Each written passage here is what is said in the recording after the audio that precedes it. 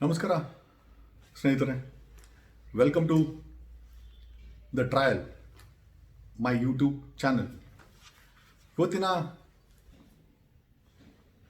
ಚರ್ಚೆಯ ವಿಷಯ ಅಥವಾ ಸಬ್ಜೆಕ್ಟ್ ಏನು ಅಂತಂದರೆ ಯೂಪಾ, UAPA. ಈ ಯೂಪಾ ಅನ್ನೋ ಕಾನೂನಿನ ಬಗ್ಗೆ ಇವತ್ತು ನಿಮ್ಮೆಲ್ಲರ ಮುಂದೆ ಮಾಹಿತಿನ ಕೊಡಲಿಕ್ಕೆ ನಾನು ಬಂದಿದ್ದೇನೆ. ಇದು based on the public demand. ಯಾಕೆ ಅಂತಂದರೆ DJ KG ರೈಟ್ಸಲ್ಲಿ ಸರ್ಕಾರ ಯೂಪಾ ಅನ್ನೋ ಕಾನೂನನ್ನು ಪ್ರಯೋಗ ಮಾಡಿದೆ ಅಂತ ವರದಿ ಇದೆ. ಸೊ ಈ ಒಂದು ಕಾನೂನನ್ನು ಅಲ್ಲಿ ಎನ್ಫೋರ್ಸ್ ಮಾಡ್ಬೋದಾ ಇಲ್ಲ ಅಂತ. ಸೊ ಇವತ್ತಿನ ಹಿಂದೂ ಡಿಸ್ಕಷನಲ್ಲಿ ಲೀಗಲ್ ಎಕ್ಸ್ಪರ್ಟ್ಸ್ ಇದನ್ನು ಅಪೋಸ್ ಮಾಡಿದ್ದಾರೆ. And they say this is misuse of law by state ಅಂತ.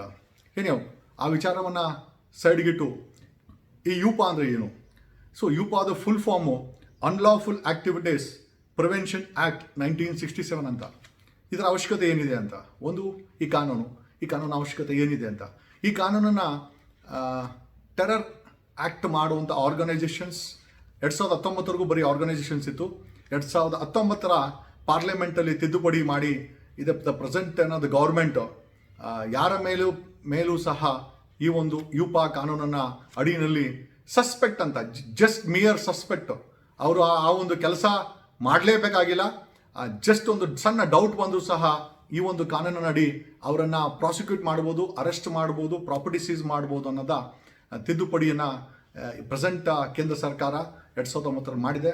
ತದನಂತರ ಈ ಒಂದು ಕಾನೂನು it has been enforce all over India, ಇಡೀ ಭಾರತದಲ್ಲಿ ಎನ್ಫೋರ್ಸ್ ಆಗಿದೆ. ಈಗ ಬೆಂಗಳೂರಿನ ವಿಚಾರಕ್ಕೆ ಬಂದರೆ ಯೂಪಾ ಅನ್ನೋ ಒಂದು ಕಾನೂನನ್ನು KG DJ ರೈಟ್ಸ್ ನಲ್ಲಿ ಗಲಭೆಗೆ ಒಳಗಡೆ ಯಾರು ಮಾಡಿದ್ರು ಅವರ ಮೇಲೆ ಈ ಒಂದು ಕಾನೂನನ್ನು ಎನ್ಫೋರ್ಸ್ ಮಾಡಲಾಗಿದೆ ಅಂತ ವರದಿ ಇದೆ, ಮಾಹಿತಿ ಇದೆ. So let's come down. What is this? ಯಾಕೆ ಇದನ್ನು ತಿದ್ದುಪಡಿ ಮಾಡಿದ್ರು? ಕೇಂದ್ರ ಸರ್ಕಾರ ಯಾಕೆ ಜಸ್ಟ್ ಸಸ್ಪೆಕ್ಟ್, ಯಾರೇ ಒಬ್ಬರು ಟೆರರ್ ಅಂತ ಸಸ್ಪೆಕ್ಟ್ ಅಂದರೆ ಅವರೇನೋ ಹಾನಿ ಮಾಡಬೇಕಾಗಿಲ್ಲ, ಹಾನಿ ಮಾಡ್ತಾರೆ ಅಂತ ಒಂದು ಸಸ್ಪೆಕ್ಟ್ ಬಂದರೂ ಸಹ ಈ ಒಂದು ಯೂಪಾ ಕಾನೂನಿನ ಅಡಿಯಲ್ಲಿ ಅರೆಸ್ಟ್ ಮಾಡಬಹುದು ಅನ್ನೋ ಒಂದು ಪವರ್ಸನ್ನು ಕೇಂದ್ರ ಸರ್ಕಾರ ಮಾಡ್ಕೊಂಡಿದೆ. ಆಮೇಲೆ ಈ ಒಂದು ಕಾನೂನಿನಲ್ಲಿ ಕೇಂದ್ರ ಸರ್ಕಾರಕ್ಕೆ ಅಬ್ಸಲ್ಯೂಟ್ ಪವರ್ಸ್ ಇದೆ, ಅದನ್ನು ಯಾರು ಪ್ರಶ್ನೆ ಮಾಡೋಗಿಲ್ಲ ಅನ್ನೋದು ಈ ಒಂದು ತಿದ್ದುಪಡಿಯ ಸಂಕೇತ. ಸೆಕ್ಷನ್ 35 ಮತ್ತು 36 ಪವರ್ ಎಂಥ ಪವರ್ಸ್ ಕೊಟ್ಟಿದೆ ಕೇಂದ್ರ ಸರ್ಕಾರಕ್ಕೆ ಅಂತಂದರೆ, ಯಾರನ್ನ ಬೇಕಾದ್ರೂ ಟೆರರ್ ಅಥವಾ ಟೆರರಿಸ್ಟ್ ಅಂತ ಬ್ರ್ಯಾಂಡ್ ಮಾಡುವಂಥ ಅಧಿಕಾರ ಕೇಂದ್ರ ಸರ್ಕಾರಕ್ಕೆ, just on a mere suspect, ಒಂದು ಸಸ್ಪೆಕ್ಟ್ ಮೇಲೆ. ಓಕೆ, ಇದರ ಒಂದು ವಿಚಾರವಾಗಿ ಲೀಗಲ್ ಎಕ್ಸ್ಪರ್ಟ್ಸ್ ಏನು ಹೇಳ್ತಾರೆ ಅಂತಂದರೆ, as per the discussions happening in the legal ಫೆಟರ್ನಿಟಿನಲ್ಲಿ ಡಿಸ್ಕಷನ್ ಆಗೋ ಪ್ರಕಾರ ಈ ಒಂದು 2019ರ ತಿದ್ದುಪಡಿ ಕೇಂದ್ರ ಸರ್ಕಾರ ಏನು ತಗೊಂಬಂತು ಈ ಉಪ ಕಾನೂನಿಗೆ, it is a direct threat to the fundamental rights ಅಂತ ಹೇಳ್ತಾರೆ.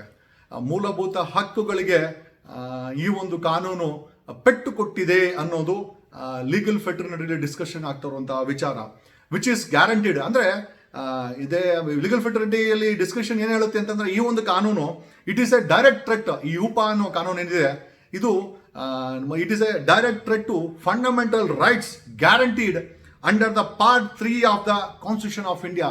ಸಂವಿಧಾನದ ಪಾರ್ಟ್ 3 ಅಲ್ಲಿ ಕೊಟ್ಟಿರುವಂಥ ಮೂಲಭೂತ ಹಕ್ಕುಗಳೇನಿದೆ ಅದಕ್ಕೆ ಪೆಟ್ಟು ಕೊಡುವಂಥ ಕಾನೂನು. ಹಾಗಾಗಿ ಇದು ಅಲ್ಟ್ರಾ ವೈರಸ್, ಅಂದರೆ ಸಂವಿಧಾನಕ್ಕೆ ವಿರುದ್ಧವಾದಂಥ ಕಾನೂನನ್ನು ಮಾಡಿದೆ ಅನ್ನೋದು ಒಂದು ಫೆಟರ್ನಿಟಿನಲ್ಲಿ ಡಿಸ್ಕಸ್ ಆಗುವಂಥ ವಿಚಾರ. ಮತ್ತು ಈ ಒಂದು ಯೂಪಾ ಕಾನೂನನ್ನು ಯಾಕೆ ಲೀಗಲ್ ಫೆಟರ್ನಿಟಿ ವಿರೋಧಿಸುತ್ತೆ ಅಂತಂದರೆ, ಇದರಲ್ಲಿರುವಂಥ ಸ್ಟ್ರಿಂಜೆಂಟ್ ಪ್ರಾವಿಷನ್ಸು ಮತ್ತು ಸೆಕ್ಷನ್ಸು. ಸೆಕ್ಷನ್ 25 ಹೇಳುತ್ತೆ, ಯೂಪಾದಲ್ಲಿ ಸೆಕ್ಷನ್ 25 ಹೇಳುತ್ತೆ, ಜಸ್ಟ್ ರೀಸನ್ ಟು ಬಿಲೀವ್, ಅಂದರೆ ಒಂದು ಸಣ್ಣ ಡೌಟ್ ಇದ್ರೆ ಸಾಕು ಅವ್ನು ಟೆರರಿಸ್ಟ್ ಅಂತ ಅವ್ರು ಬೇಕಾದ್ರೆ ಅರೆಸ್ಟ್ ಮಾಡ್ಬೋದು. NIA DG ಪವರ್ಸ್ ಕೊಟ್ಟರೆ ಅವ್ರು ಬಂದು ಅರೆಸ್ಟ್ ಮಾಡ್ಬೋದು, ಆ ವ್ಯಕ್ತಿನ ಕರ್ಕೊಂಡು ಹೋಗ್ಬೋದು. ಜಸ್ಟ್ ಒಂದು ಸಸ್ಪಿಷನ್ ಇದೆ ಸಾಕು, ಒಂದು ಇರ್ಬೋದು ಅಂತ. ಸೊ ಆ ವ್ಯಕ್ತಿನ ಈ ಒಂದು ಯೂಪಾ ಕೆಳಗಡೆ ಅರೆಸ್ಟ್ ಮಾಡ್ಬೋದು ಅನ್ನೋದು ಸೆಕ್ಷನ್ 25 ಹೇಳುತ್ತೆ. ಮತ್ತು ಇದಕ್ಕಿಂತ ಮುಂಚೆ ಈ ಯೂಪಾಗಿಂತ ಮುಂಚೆ ಸಾಕಷ್ಟು ಬಾರಿ ಟಾಡಾ ಮತ್ತು ಪೋಟಾ ಅನ್ನೋ ಕಾನೂನುಗಳಲ್ಲಿ ವಿ ಹ್ಯಾವ್ ಒಂದು ದೊಡ್ಡ ಇತಿಹಾಸನೇ ಇದೆ. ಟಾಡಾ ಮತ್ತು ಪೋಟಾ ಕಾನೂನುಗಳನ್ನು ರಾಜಕೀಯವಾಗಿ ಯಾವ್ಯಾವ ರೀತಿ ದುರ್ಬಳಕೆ ಮಾಡಿಕೊಳ್ಳಲಾಯಿತು, ಅದನ್ನು ಜನಸಾಮಾನ್ಯರ ಅಥವಾ ಅಥವಾ ಮನ್ ಮನ್ ಅಥವಾ ಆ ಒಂದು ಸಂಬಂಧನೇ ಇಲ್ಲದಂಥ ವ್ಯಕ್ತಿಗಳ ಮೇಲೆ ಯಾವ ರೀತಿ ದುರುಪಯೋಗ ಮಾಡಿ ಆರ್ಗನೈಸೇಷನ್ಸು ಮತ್ತು ಪೊಲಿಟಿಕಲ್ ಮೈಲೇಜ್ ತೊಗೊಂಡಿದೆ ಅನ್ನೋದಕ್ಕೆ ಸಾಕಷ್ಟು ಉದಾಹರಣೆಗಳು ನಮ್ಮ ಬಳಿ ಇದೆ. ಆ್ಯಂಡ್ ಕೀಪಿಂಗ್ ಅಸೈಡ್ ಟಾಡಾ ಕಾನೂನು ನಿಮಗೆಲ್ಲ ಗೊತ್ತಿದೆ. ಸೊ ಟಾಡಾ ಕಾನೂನ ಅಲ್ಲಿ supreme court Kartar Singh versus state of Punjab ಅನ್ನೋ ಒಂದು ಜಡ್ಜ್ಮೆಂಟಲ್ಲಿ 1994ರಲ್ಲಿ ಒಂದು ಗೈಡ್ಲೈನ್ಸ್ ಮಾಡ್ತು. ಅಂದರೆ ಈ ಟಾಡಾವನ್ನು ಸರ್ಕಾರ ಸಾಕಷ್ಟು ಬಾರಿ ದುರುಪಯೋಗ ಮಾಡಿಕೊಳ್ತು ಅನ್ನೋ ಒಂದು ಎಚ್ಚರಿಕೆಯ ಗಂಟೆನ ಕೊಡಬೇಕಂತ ಸುಪ್ರೀಂ ಕೋರ್ಟ್ಗೆ ಈ ಒಂದು ಕೇಸ್ ಹೋಯಿತು, Kartar Singh versus state of Punjab. Okay, ಈ ಒಂದು ಕೇಸಲ್ಲಿ ಸುಪ್ರೀಂ ಕೋರ್ಟು ಒಂದು ಗೈಡ್ಲೈನ್ಸನ್ನು ಮಾಡಿತು. ಏನು ಗೈಡ್ಲೈನ್ಸ್ ಅದು ಅಂದರೆ, ಒಬ್ಬ ವ್ಯಕ್ತಿಗೆ ಈ ಒಂದು ಟಾಡಾ ಕೇಸಲ್ಲಿ ಅರೆಸ್ಟ್ ಮಾಡಿದ್ರೆ ಒಂದು ರೀಸನಬಲ್ ಅಟ್ಮಾಸ್ಫಿಯರ್ ಕೊಡಬೇಕು, ಮತ್ತು ಅವನಿಗೆ ಒಂದು ನ್ಯಾಯಯುತವಾದಂಥ ಒಂದು ಟ್ರಯಲ್ನ ಕೊಡಬೇಕು, ರೀಸನಬಲ್ ಟ್ರಯಲ್ನ ಕೊಡಬೇಕು, ಒಂದು ಫ್ರೀ ಅಟ್ಮಾಸ್ಫಿಯರ್ನ ಕೊಡಬೇಕು, ಮತ್ತು ಅಕ್ಯೂಸ್ಗೆ ಆಕ್ಸೆಸ್ ಕೊಡಬೇಕು. ಓಕೆ, ಟು ಬಿ ಹರ್ಡ್ ಅಕ್ಯೂಸ್ಡನ್ನು ಹಿಯರ್. ಯಾಕಂದರೆ ಯುಪಾನಲ್ಲಿ ಇದು ತದ್ವಿರುದ್ಧವಾಗಿದೆ. ಈ ಒಂದು ಟಾಡಾ ವಿಚಾರದಲ್ಲಿ ಸುಪ್ರೀಂ ಕೋರ್ಟ್ ಏನು ಗೈಡ್ಲೈನ್ಸ್ ಮಾಡ್ತು Kartar Singh versus state of ಪಂಜಾಬಲ್ಲಿ, ಇದಕ್ಕೆ ತದ್ವಿರುದ್ಧವಾಗಿ ಯುಪಾದಲ್ಲಿ ಪ್ರಾವಿಷನ್ಸ್ನ ಮಾಡ್ಕೊಂಡು ಬಂದಿದೆ. ಸೊ ಮತ್ತು ಎಲ್ಲಕ್ಕಿಂತ ಹೆಚ್ಚಾಗಿ ಈ ಒಂದು Kartar Singh versus state of ಪಂಜಾಬಲ್ಲಿ ಸುಪ್ರೀಂ ಕೋರ್ಟು ಒಂದು ನಿಜವಾದಂಥ ಒಳ್ಳೆ ಗೈಡ್ಲೈನ್ಸ್ ಅಂತಂದರೆ, formalities to screen the review prosecution under TADA. ಆ ಸ್ಕ್ರೀನಿಂಗ್ ಕಮಿಟಿ ಏನಿದೆ ಅದು ತುಂಬ ಪಾರದರ್ಶಕವಾಗಿರಬೇಕು ಅನ್ನೋದು. ಯಾಕಂದರೆ ಆ ವ್ಯಕ್ತಿನ ಪ್ರಾಸಿಕ್ಯೂಟ್ ಮಾಡ್ಬೇಕಾದ್ರೆ ಸ್ಕ್ರೀನಿಂಗ್ ಕಮಿಟಿ ಏನಿರ್ತದೆ ಅದಕ್ಕೂ ತುಂಬ ಪಾರದರ್ಶಕವಾದ ಈ ರೀತಿಯ ಒಂದು ಗೈಡ್ಲೈನ್ಸನ್ನು ಇದು ಮಾಡ್ಕೊಂಡು ಬಂತು. ಆಮೇಲೆ ಈಗ ಯುಪಾದಲ್ಲಿ ಏನಾಗಿದೆ, section 43E act of UAPA imposes a reason, a burden on the accused and said that the court shall presume the guilt of the accused unless is proven. ಅವನನ್ನು ಒಂದ್ಸತಿ ಈ ಕಾನೂನಲ್ಲಿ ಅರೆಸ್ಟ್ ಮಾಡಿದ್ರೆ ಅವನು ಟೆರರಿಸ್ಟು ಅವನು ಅನ್ನೋದನ್ನ ಕೋರ್ಟು ಮತ್ತು ಸರ್ಕಾರ ಎರಡೂ ತಲೆಯಲ್ಲಿ ಇಟ್ಕೊಳ್ಬೇಕು. So they have to presume that is a terrorist. ಅದನ್ನು ಅವನು ಡಿಸ್ಪ್ರೂವ್ ಮಾಡಬೇಕು. ಯಾರು ಆ ಕಾನೂನು ಅಡಿನಲ್ಲಿ ಯಾರನ್ನ ಅರೆಸ್ಟ್ ಮಾಡಿದ್ದಾರೆ, ಅಕ್ಯೂಸ್ಡ್ ಏನಿದ್ದಾನೆ ಅವನು ಅದನ್ನು ನಾನು ಟೆರರಿಸ್ಟ್ ಅಲ್ಲ ಅಂತ ಡಿಸ್ಪ್ರೂವ್ ಮಾಡೋವರೆಗೂ ಕೋರ್ಟು ಮತ್ತು ಪ್ರಾಸಿಕ್ಯೂಷನ್ ಎರಡೂ ಸಹ ಅವನ ಟೆರರಿಸ್ಟ್ ಅಂತ ಪ್ರಿಸ್ಯೂಮ್ ಮಾಡ್ಕೊಳ್ಬೇಕು ಅನ್ನೋದು ಈ ಒಂದು ಕಾನೂನಲ್ಲಿ ಬಂದಿರುವಂಥ ಇದು. ಆಮೇಲೆ ಇನ್ನೊಂದು ಆಘಾತಕಾರಿ ವಿಚಾರ ಈ ಒಂದು ಏನಂತಂದರೆ, ದ ಇನ್ವೆಸ್ಟಿಗೇಷನ್ ಆಫೀಸರು ಗೆ ಒಂದು ದೊಡ್ಡ ರೈಟ್ಸ್ ಕೊಟ್ಟಿದ್ದಾರೆ. ಎಲ್ಲಿ ಬೇಕಾದ್ರೆ ಸರ್ಚ್ ಮಾಡ್ಬೋದು, ಯಾವ ಪ್ರಾಪರ್ಟಿನ ಬೇಕಾದ್ರೆ ಸೀಸ್ ಮಾಡ್ಬೋದು, based on personal knowledge. Not necessary ಅವ್ರಿಗೆ ಸಸ್ಪೆನ್ಷನ್ ಇಡಬೇಕು ಅಂತೇನಿಲ್ಲ. ಇವಾಗೆ ಅವ್ರು ಜಸ್ಟ್ ಅವ್ರಿಗೆ ಪರ್ಸನಲ್ ನಾಲೆಜ್ ಅಂದರೆ ಅವನು ಅಲ್ಲಿ ಹೋಗಿ ರೈಡ್ ಮಾಡ್ಬೋದು. ಈ ಒಂದು ಕಾನೂನಡಿ ಅವ್ರ ಮನೆಗೆ ರೈಡ್ ಮಾಡ್ಬೋದು, ಆ ವ್ಯಕ್ತಿಯ ಮನೆ ಸರ್ಚ್ ಮಾಡ್ಬೋದು, ಅಲ್ಲಿರೋ ಪ್ರಾಪರ್ಟಿಗಳನ್ನ ಸೀಸ್ ಮಾಡ್ಬೋದು. ಒಂದು ದೊಡ್ಡ ಅದಕ್ಕೆ ಒಂದು ಕಟ್ಟುಪಾಡಿಲ್ಲದಂಥ ಪವರ್ಸನ್ನು ಇನ್ವೆಸ್ಟಿಗೇಷನ್ ಆಫೀಸರ್ಗೆ ಈ ಒಂದು ಕಾನೂನಲ್ಲಿ ಯುಪಾ ಅನ್ನೋ ಕಾನೂನಲ್ಲಿ ಕೊಟ್ಟಿದೆ. ಸೊ ಪ್ರಶ್ನೆ ಏನಪ್ಪ ಅಂತಂದರೆ, and the legal expert says it's a violation of fundamental rights, it's a violation of privacy. ಒಬ್ಬ ವ್ಯಕ್ತಿಯ ಒಂದು ಪ್ರೈವೇಸಿನ ಡ್ಯಾಮೇಜ್ ಮಾಡುತ್ತೆ ಈ ರೀತಿಯ ಒಂದು ವಾಸ್ಟ್ ಪವರ್ಸನ್ನು ಕೊಟ್ಟರೆ. ಆಮೇಲೆ ಈ ರೀತಿ ಪವರ್ಸನ್ನು ಕೊಟ್ಟರೆ ನಿಜವಾದಂಥ ಟೆರರಿಸ್ಟ್ಗಳ ಮೇಲೆ ಯೂಸ್ ಮಾಡಿದ್ರೆ ಸಮಸ್ಯೆ ಏನೂ ಇಲ್ಲ. ಇದನ್ನು ರಾಜಕೀಯವಾಗಿ ಪ್ರೇರಿತವಾಗಿ ತಮ್ಮ ರಾಜಕೀಯ ಬೆಳೆ ಬೇಯಿಸ್ಕೊಳ್ಳಲು ರಾಜಕೀಯ ಪಕ್ಷಗಳು, ಆ ರಾಜಕೀಯ ಪಕ್ಷದಿಂದ ಗೆದ್ದು ಬಂದಂಥ ಸರ್ಕಾರಗಳೇನಾದರೂ ಇದನ್ನು ದುರುಪಯೋಗ ಮಾಡಿ ಚೋಚ್ಕೊಂಡ್ರೆ ಒಬ್ಬ ಸಾಮಾನ್ಯ ವ್ಯಕ್ತಿಯ ರೈಟ್ಸ್ ಎಲ್ಲಿ ಹೋಗುತ್ತೆ, ಒಬ್ಬ ಸಾಮಾನ್ಯ ವ್ಯಕ್ತಿಯ ಜೀವನ ಏನಾಗುತ್ತೆ ಅನ್ನೋದೇ ಇಲ್ಲಿ this is challenge, this is the challenge, this is the scrutiny.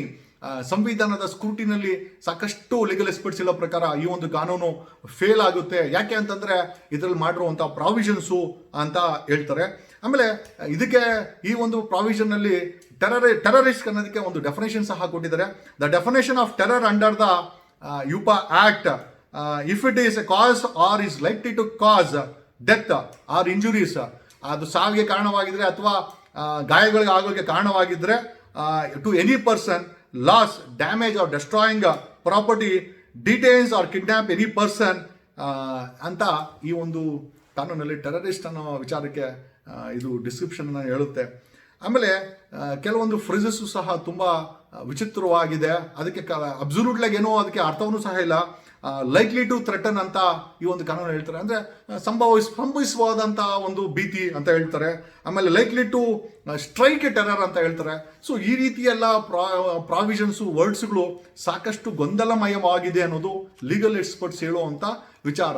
ಏನಕ್ಕೆ ಈ UPA ತುಂಬ ಇಂಪಾರ್ಟೆಂಟು ಅಂತಂದರೆ, ಯಾವುದೇ ಒಂದು ಕೇಂದ್ರ ಸರ್ಕಾರ ಆಗಿರ್ಬೋದು, ರಾಜ್ಯ ಸರ್ಕಾರ ಆಗಿರ್ಬೋದು, it works under the provision of constitution. ನಮ್ಮ ಸಂವಿಧಾನ ನ್ಯೂಟ್ರಲ್ ಆಗಿರುತ್ತೆ.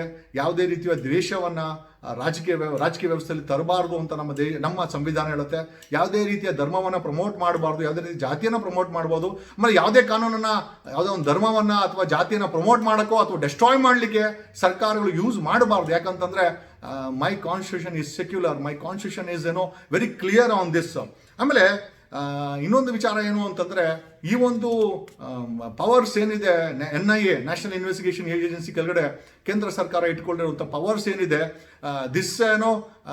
ಇದು ರಾಜ್ಯ ಸರ್ಕಾರಗಳ ಅಧಿಕಾರ ವ್ಯಾಪ್ತಿಯನ್ನು ವೈಲೇಟ್ ಮಾಡುತ್ತೆ ಅಂತ ಸಹ ಒಂದು ಲೀಗಲ್ ಎಕ್ಸ್ಪರ್ಟ್ಸ್ ಇದ್ರ ಬಗ್ಗೆ ಒಪಿನಿಯನ್ಸ್ ಫಾರ್ಮ್ ಮಾಡ್ತಾರೆ. ಯಾಕೆ ಅಂತಂದರೆ, ಒಂದು ಸುಪ್ರೀಂ ಕೋರ್ಟಲ್ಲಿ ಒಂದು ಕೇಸ್ ಇದೆ, state of Rajasthan versus union of ಇಂಡಿಯಾದಲ್ಲಿ constitution gives great power to central government. ಕೇಂದ್ರ ಸರ್ಕಾರಕ್ಕೆ ಅತಿಯಾದಂಥ ಪವರ್ಸ್ ಕೂಡ equally to state governments also. State ಗೌರ್ಮೆಂಟ್ಗಳಿಗೂ ತಮ್ಮದೇ ಆದಂಥ ವ್ಯಾಪ್ತಿಯಲ್ಲಿ ಅತಿಯಾದಂಥ ಪವರನ್ನು ನಮ್ಮ ದೇಶದ ಸಂವಿಧಾನ ಸ್ಟೇಟ್ ಗೌರ್ಮೆಂಟ್ಗಳಿಗೆ ಕೊಟ್ಟಿದೆ. ಈ ಒಂದು state of Rajasthan versus union of ಇಂಡಿಯಾದಲ್ಲಿ ಸುಪ್ರೀಂ ಕೋರ್ಟ್ ಹೇಳುತ್ತೆ, central government cannot tamper with the powers under schedule 7 of the constitution of India. Schedule 7ನ ಕೆಳಗಡೆ ಕೇಂದ್ರ ಸರ್ಕಾರ ರಾಜ್ಯ ಸರ್ಕಾರಗಳ ಅಧಿಕಾರವನ್ನು ಟ್ಯಾಂಪರ್ ಮಾಡಲಿಕ್ಕೆ ಯಾವುದೇ ರೀತಿಯ ಅಧಿಕಾರ ಇಲ್ಲ, ಮಾಡಬಾರದು ಅಂತ ಸುಪ್ರೀಂ ಕೋರ್ಟ್ ಹೇಳುತ್ತೆ. ಸಂವಿಧಾನದ ವಿಚಾರವನ್ನು ಉಚ್ಚರಿಸುತ್ತಾ ಈ ವಿಚಾರವನ್ನು ಹೇಳುತ್ತೆ. ಏನಕ್ಕೆ ವಿಚಾರ ಹೇಳ್ತೀನಿ ಅಂತಂದರೆ, ಯಾವುದೇ ರೀತಿಯ ಆ್ಯಕ್ಟ್ಸ್ ಆಗಿರ್ಬೋದು, ಪ್ರಾಸಿಕ್ಯೂಟ್ ಮಾಡೋಂಥ ಪವರ್ಸು ಸ್ಟೇಟ್ ಗೌರ್ಮೆಂಟ್ಗೆ ಇರುತ್ತೆ. ಬಟ್ ಸೆಂಟ್ರಲ್ ಗೌರ್ಮೆಂಟ್ ಅದಕ್ಕೊಂದು ಏಜೆನ್ಸಿ ಕ್ರಿಯೇಟ್ ಮಾಡಿ, ಅದಕ್ಕೊಂದು ಕಾನೂನು ಕ್ರಿಯೇಟ್ ಮಾಡಿ, ಎಲ್ಲ ನಾನೇ ಪ್ರಾಸಿಕ್ಯೂಟ್ ಮಾಡ್ತೀನಿ, ನನ್ನನ್ನು ಯಾರು ಕೇಳಂಗಿಲ್ಲ ಅಂತಂದರೆ, ಸೊ ಸ್ಟೇಟ್ ಗೌರ್ಮೆಂಟ್ಗಳ ಪವರ್ನ ವೈಲೇಟ್ ಮಾಡ್ತಾ ಇದೆ ಅನ್ನೋದನ್ನ ಈ ಒಂದು state of Rajasthan versus union of ಇಂಡಿಯಾದಲ್ಲಿ ಸುಪ್ರೀಂ ಕೋರ್ಟ್ ಹೇಳುತ್ತೆ. ಏನಕ್ಕೆ ಇದನ್ನು ಹೇಳುತ್ತೆ ಅಂತಂದರೆ, NIA, ನ್ಯಾಷನಲ್ ಇನ್ವೆಸ್ಟಿಗೇಷನ್ ಏಜೆನ್ಸಿ ಯಾರನ್ನ ಬೇಕಾದ್ರೂ ಟೆರರಿಸ್ಟ್ ಅಂತ ಒಂದು ಮೇಯರ್ ಸಸ್ಪೆಕ್ಟ್ ಮೇಲೆ ಅರೆಸ್ಟ್ ಮಾಡ್ಬೋದು. ಜಸ್ಟ್ ಆ ಒಂದು NIA DG ಪರ್ಮಿಷನ್ ಹೊಂದಿದ್ರೆ ಸಾಕು, ಸ್ಟೇಟ್ ಗೌರ್ಮೆಂಟ್ ಪರ್ಮಿಷನ್ಸ್ ಬೇಕಾಗಿಲ್ಲ. ಹಾಗಾಗಿ ಯಾರ ಪ್ರಾಪರ್ಟಿನ ಬೇಕಾದ್ರೆ ಸೀಸ್ ಮಾಡ್ಬೋದು, ಎಲ್ಲಿ ಬೇಕಾದ್ರೆ ಸರ್ಚ್ ಮಾಡ್ಬೋದು. ಅದಕ್ಕೆ ಸ್ಟೇಟ್ ಗೌರ್ಮೆಂಟ್ಗೆ ಇಂಟಿಮೇಟ್ ಮಾಡಬೇಕು ಅನ್ನೋ ಯಾವುದೇ ರೀತಿಯ ಪ್ರಾವಿಷನ್ಸ್ ಇಲ್ಲ.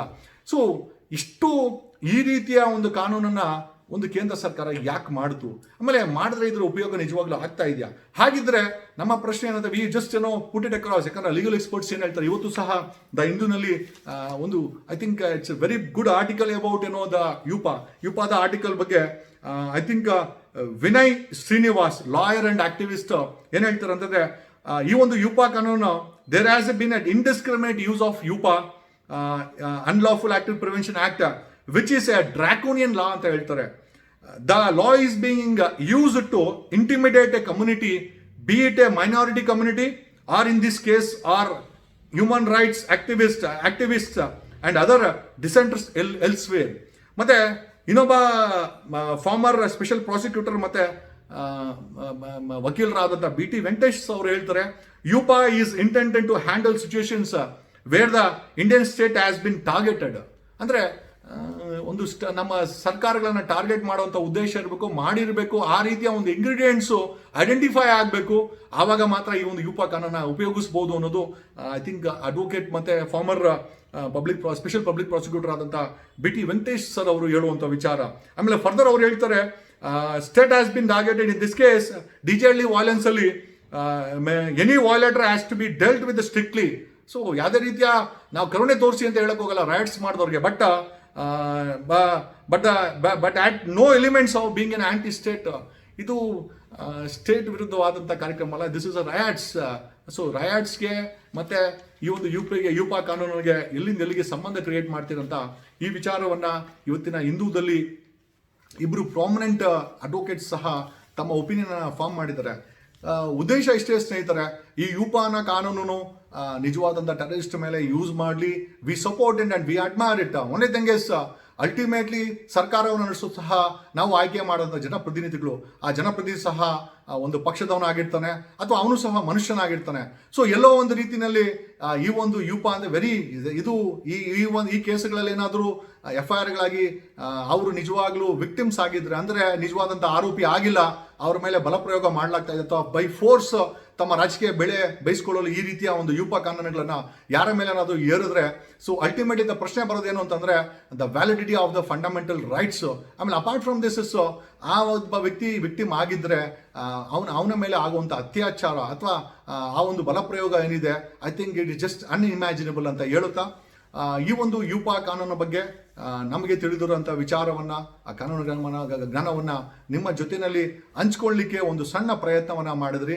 ಸೊ ಈ ಒಂದು ಕಾನೂನು 2019 I am just gone to before closing this video I just brief out about ಈ ಒಂದು ಕಾನೂನ 2019 ಯೂಪ ಅನ್ಲಾಫುಲ್ ಪ್ರಿವೆಂಟಿವ್ ಆಕ್ಟ್ ಏನಿದೆ 2019 ಇದನ್ನು ತಿದ್ದುಪಡಿ ಕೇಂದ್ರ ಸರ್ಕಾರ ಮಾಡುತ್ತೆ. ಕೇಂದ್ರ ಸರ್ಕಾರ ಮಾಡಿದ ನಂತರ ಈ ಒಂದು ಹೈಲೈಟ್ಸ್ ಆಫ್ ದ ಕಾನೂನು ಏನಂತಂದರೆ, ಈ ಒಂದು ಯೂಪ ಕಾನೂನಿನ ಹೈಲೈಟ್ಸ್ ಏನಂತಂದರೆ ಅನ್ಲಾಫುಲ್ ಆಕ್ಟಿವಿಟೀಸ್ ಪ್ರಿವೆನ್ಷನ್ ಆಕ್ಟ್ 1967 ತಿದ್ದುಪಡಿ ಮಾಡಿದಂಥ ಆಕ್ಟಿವಿಟಿ ಹೈಲೈಟ್ಸ್ ಏನು ಅಂತಂದರೆ, ಯಾರನ್ನ ಬೇಕಾದ್ರೆ ಸರ್ಕಾರ ಟೆರರಿಸ್ಟ್ ಅಂತ ಸಸ್ಪೆಕ್ಟ್ ಮೇಲೆ ಆತನ ಮೇಲೆ FIR ಮಾಡ್ಬೋದು, ಪ್ರಾಸಿಕ್ಯೂಟ್ ಮಾಡ್ಬೋದು. ಆಮೇಲೆ ಕೋರ್ಟ್ಗಳು ಮತ್ತು ಪ್ರಾಸಿಕ್ಯೂಷನ್ ಎರಡೂ ಸಹ ಆತನನ್ನು ಟೆರರಿಸ್ಟ್ ಅಂತ ಕನ್ಸಿಡರ್ ಮಾಡಬೇಕು. ಪ್ರಿಸಂಪ್ಷನ್ ಅದನ್ನೇ ಮಾಡಬೇಕಾಗತ್ತೆ. ಅವನೇನಾದರೂ ಅದನ್ನು ನಾನು ಟೆರರಿಸ್ಟ್ ಅಲ್ಲ ಅಂತ ಡಿಸ್ಪ್ರೂವ್ ಮಾಡಿದಾಗ ಮಾತ್ರ ಜಡ್ಜ್ಮೆಂಟ್ ಆದಾಗ ಅಲ್ಲಿವರೆಗೂ ಅವನು ಟೆರರಿಸ್ಟ್ ಅಂತಲೇ ಕನ್ಸಿಡರ್ ಮಾಡಬೇಕು ಅಂತ ಹೇಳುತ್ತೆ. ಆಮೇಲೆ ಯಾವುದೇ ಒಂದು ಆದೇಶವಿಲ್ಲದೆ, ಅಂದರೆ ಹೆಚ್ಚಿನ ಒಂದು ಕೋರ್ಟಿನ ಆದೇಶವಿಲ್ಲದೆ ಸ್ವತಃ ಈ ಒಂದು ಕಾನೂನನ್ನ ಯೂಪ ಕಾನೂನು ಹಾಕದ ಮೇಲೆ ಇನ್ವೆಸ್ಟಿಗೇಷನ್ ಆಫೀಸರು ರೇಡ್ ಮಾಡ್ಬೋದು, ಸರ್ಚ್ ಮಾಡ್ಬೋದು, ಅರೆಸ್ಟ್ ಮಾಡ್ಬೋದು, ಪ್ರಾಪರ್ಟಿ ಸೀಸ್ ಮಾಡ್ಬೋದು, ತನಗೆ ಬೇಕಾದಂಥ ಎಲ್ಲ ಕಾರ್ಯಕ್ರಮಗಳನ್ನು ಮಾಡ್ಬೋದು ಅಂತ ಈ ಕಾನೂನು ಹೇಳುತ್ತೆ. ಸೊ ಅಲ್ಟಿಮೇಟ್ ಆಗಿ ಪ್ರಶ್ನೆ ಏನಂತಂದರೆ the sanctity of this law is under question and as per the legal experts ಈ ಒಂದು ಕಾನೂನು ಈಸ್ ಎನ್ ಅಲ್ಟ್ರಾ ವೈರಸ್, ಅಂದರೆ ನಮ್ಮ ಸಂವಿಧಾನದ ಈ ಒಂದು ಫೀಚರ್ಸ್ಗೆ ವಿರುದ್ಧವಾಗಿದೆ ಅಂತ ಲೀಗಲ್ ಎಕ್ಸ್ಪರ್ಟ್ಸ್ ಒಪಿನಿಯನ್ ಫಾರ್ಮ್ ಮಾಡ್ತಾರೆ. The same opinion I just wanted to put it across to you all and ನಿಮ್ಗೆಲ್ಲರಿಗೂ ಧನ್ಯವಾದಗಳು. ಈ ಒಂದು ವಿಚಾರ ನಿಮಗೆ ಇಷ್ಟ ಆದರೆ ದಯಮಾಡಿ ಲೈಕ್ ಕೊಡಿ, ಸಬ್ಸ್ಕ್ರೈಬ್ ಮಾಡಿ, ಶೇರ್ ಮಾಡಿ ಅಂತ ಹೇಳುತ್ತಾ ಮತ್ತೊಮ್ಮೆ ಇನ್ನೊಂದು ಸಬ್ಜೆಕ್ಟ್ ಇಟ್ಕೊಂಡು ಮತ್ತೊಮ್ಮೆ ಸಿಗೋಣ. ಧನ್ಯವಾದಗಳು.